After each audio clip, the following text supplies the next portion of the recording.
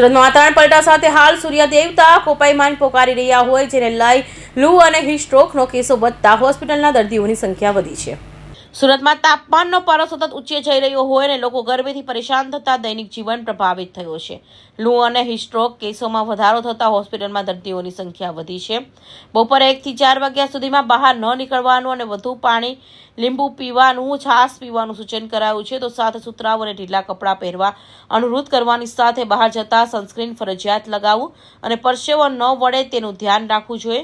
બાળકો અને વિદ્યાર્થીઓ માટે ખાસ સાવચેતી રાખવા વાલીઓને અપીલ કરાઈ છે. હાલ સમગ્ર ગુજરાતમાં ગરમીનો પ્રકોપ વધ્યો છે, ત્યારે હવામાન વિભાગે આગામી દિવસોમાં ગરમી વધવાની આગાહી કરી છે. જો સ્કિન કેરમાં તો કેવું છે કે અમુક ડિઝીઝ જે સમરમાં એટલે ગરમીના લીધે વધતા હોય છે, તો એ ન થાય એના માટે અમુક કાળજીઓ રાખવી જોઈએ. જેમ કે ખુલ્લા અને સુતરાઉ કપડાં પહેરવા જોઈએ. ત્યાર પછી શરીર ઠંડુ રહે એ ટાઈપનો ખોરાક લેવો જોઈએ, જેમ કે લીંબુ પાણી પીવું, છાશ વધારે યુઝ કરવી, નાળિયેર પાણી પીવું. આ ઉપરાંત જે આપણે સ્પાઇસી ને ઓઇલી ફૂડ લઈએ છીએ તો એવોઇડ કરવું જોઈએ. એના લીધે ઘણીવાર ખીલનું પ્રમાણ પણ વધી જતું હોય છે.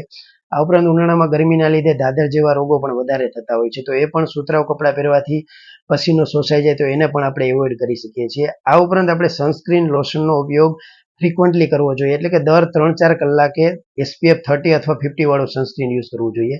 આ ઉપરાંત બપોરના 12 થી 4ના સીધા તાપમાં જવાનું એક તો ટાળવું જોઈએ. આ ઉપરાંત આપણે કે ખાલી સનસ્ક્રીન સિવાય અમુક ફિઝિકલ મેથડ હોય છે કે જેનો ઉપયોગ કરીને પણ આપણે સનલાઇટથી બચી શકીએ. એમાં આપણે સુતરાઉ કપડાં પહેરવા જોઈએ, છત્રીનો ઉપયોગ કરવો જોઈએ. જે અમુક ઝાડ કે વૃક્ષ હોય એની નીચે આપણે બહુ જતા હોય ગરમીમાં તો થોડી વારે તમારે રેસ્ટ લેવો જોઈએ. તો આ બધી કેર ઉનાળામાં આપણે કરવી જોઈએ, જેથી કરીને આપણે હીટ સ્ટ્રોકથી તેમજ સ્કિનના રોગોથી બચી શકીએ. સ્કૂલે જતા બાળકોને ખાસ તો એટલું જ કે એ લોકો જ્યારે ગ્રાઉન્ડમાં રમતા હોય તો એને પણ ફિઝિકલ સનસ્ક્રીન લગાવો. આ ઉપરાંત વચ્ચે થોડું લીંબુ પાણી આપતા રહ્યો. તેમજ સ્કૂલમાં ઘણીવાર કેવું છે, ટાઈટ અને સિન્થેટિક પોલિએસ્ટર કપડાઓના યુનિફોર્મ હોય છે, તો એમાં એવી એડવાઇસ છે કે સુતરાઉ કાપડના યુનિફોર્મ અથવા તો સ્પેશિયલી એ લોકોને બાળકોને ઉનાળા પૂરતી કે સુતરાઉ કપડાઓ પહેરવાની છૂટ આપવામાં આવે, જેથી કરીને ઉનાળામાં આપણે અળાયું જેને કહેતા હોય, અમારી ભાષામાં એને મેલેરિયા કહીએ, કે જે રોગ વારંવાર થતો હોય છે ઉનાળામાં, તો એનાથી બચી શકાય અને દાદરથી પણ બચી શકાય.